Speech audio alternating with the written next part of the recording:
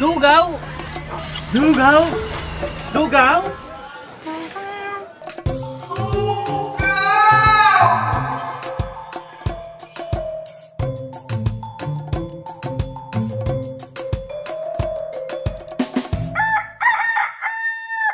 Good morning, Panghulo!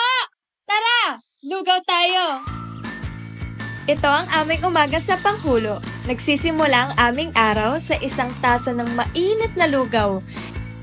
Good morning, Ma! Oh, gising ka na pala. Lugaw lang po ako, ha? Okay, anak. Basta ibili mo ako ng sukat toyo sa palengke ng Tatawid, ha? Yung silver swan, ha? Okay, Ma. Ingat ka. Good morning, Binibini!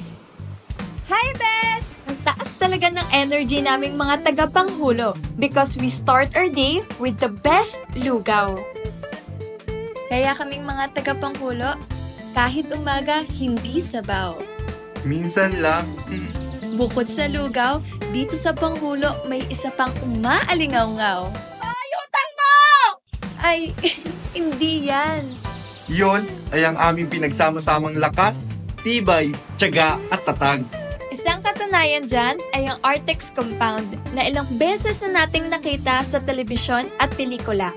Dito, ang mga Pangluwenyo ay naninirahan sa ibabaw ng katubigan, tumasagwan, tungo sa kanilang mga kinabukasan.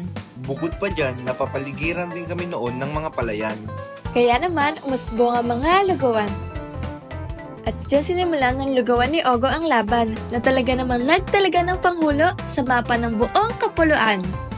At syempre, kulang ang lugaw kapag walang masarap na sausawan. Kaya naman ang mga pinakamasarap na pampalasa ay dito rin matatagpuan. Gaya ng Silver Swan. Ate, pabili nga po ng toyo at suka, yung Silver Swan, ha? Sabi nga ng mama ko, kulang ang adobo kapag walang silver swan. Ito ang katunayan na ang Panghulo ay hindi lang panglokal.